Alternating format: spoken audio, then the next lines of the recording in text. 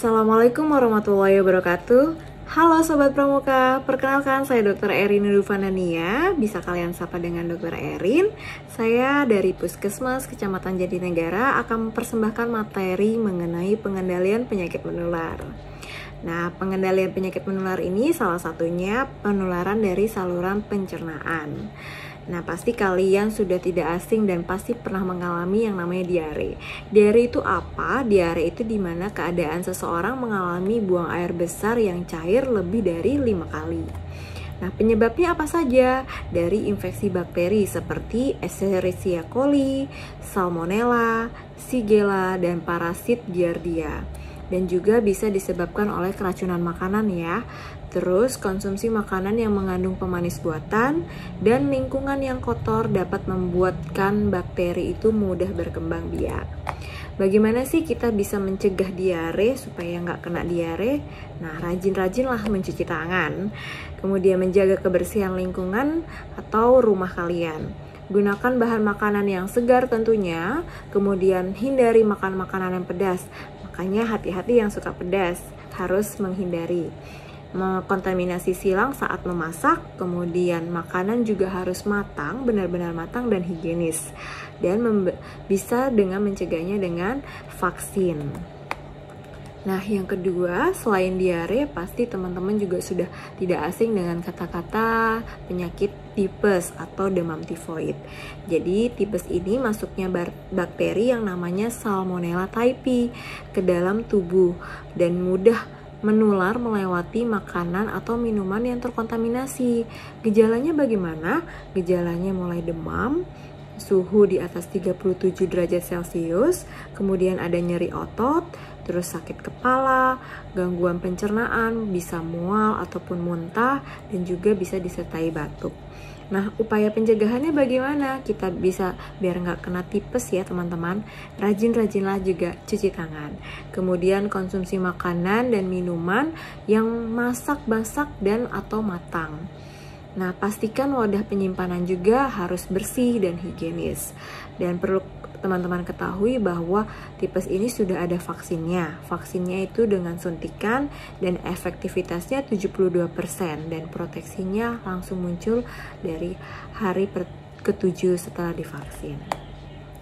Selain tipes dan diare, pasti teman-teman juga pernah mungkin mengalami cacingan. Cacingan itu adalah penyakit yang disebabkan oleh infeksi cacing di dalam tubuh manusia. Jadi kalau misalnya kalian tidak mencuci tangan pakai sabun atau pakai air bersih, kemudian tidak menggunakan alas kaki dan asupan gizi kalian yang kurang juga bisa menyebabkan cacingan ini.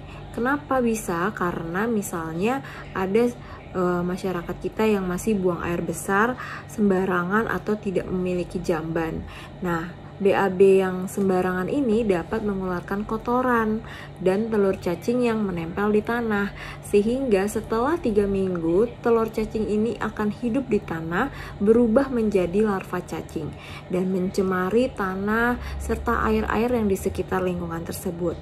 Nah, larva cacing ini termakan ke dalam perut dari makanan dan air yang tercemar tadi, sehingga kita bisa menjadi cacingan.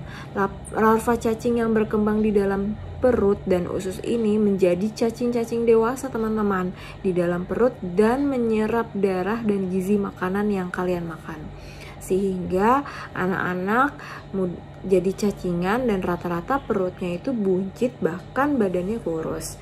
Jadi cacingan ini bisa menyebabkan diare, anemia atau kurang darah, menyebabkan kurang gizi, dan juga menyebabkan stunting atau anak pendek. Nah, tanda dan gejalanya bagaimana? Anak mulai lesu, pucat, mual, kurang nafsu makan, berat badannya menurun, kemudian perut buncit, matanya cembung, rambutnya jarang, kemudian bisa mengeluarkan cacing dari dubur atau mulut. Wah, ngeri juga ya. Nah, jadi ketika tangan kita terkontaminasi oleh telur cacing, dia bisa menembus kulit kita.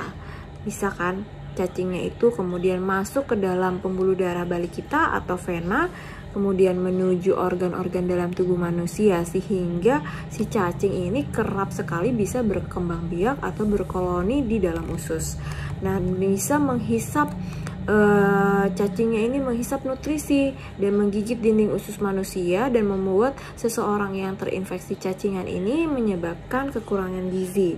Gejalanya itu samar teman-teman, jadi nggak bisa diketahui dengan mudah. Bahkan kita anak yang cacingan ini bisa bergejala demam, diare juga, dan hingga letih lesu, lunglai, dan gelisah.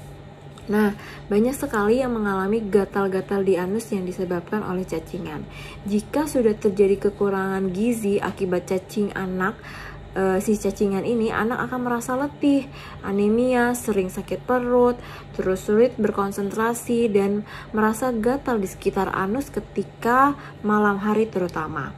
Dan ini dikarenakan si cacing itu sedang bertelur teman-teman, dan menghasilkan larva yang dikeluarkan lewat anus, sehingga di bagian tersebut kerap terasa gatal. Atau si cacing ini bisa menyumbat usus, maka si perut si penderita itu akan menjadi buncit, dan jika didiamkan terus menerus, usus ini akan bisa menyebabkan pecah dan bahayanya akan menyebabkan kematian. Nah, mencegahnya adalah konsultasikan ke dokter bila kalian mengalami gejala-gejala tersebut. Nah, selain cacing yang lain adalah salah satunya cacing pita. Nah, cacing pita ini berasal dari makanan atau daging sapi atau babi yang mengandung telur cacing.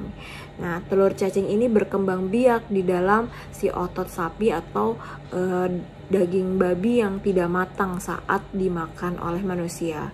Nah, cacing pita atau Taeniasis ini penyakit parasiter yang disebabkan oleh cacing pita yang dapat menular dari hewan ke manusia maupun sebaliknya.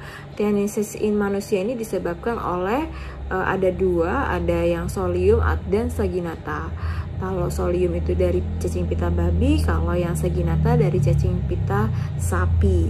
Nah, penyebarannya di Indonesia kurang lebih 1-42%. Manusia dapat terinfeksi Taeniasis karena memakan daging sapi atau babi yang kurang matang. Makanya hati-hati ya teman-teman. Nah, cacing pita dapat tumbuh hingga 9 meter dalam tubuhnya. Kemudian selain gangguan usus, cacing pita dewasa juga merebut banyak vitamin B12 dari tubuh manusia tersebut, sehingga menyebabkan penderita mengalami gangguan otak atau sistem saraf. Nah, pencegahannya bagaimana kalau bila kalian cacingan?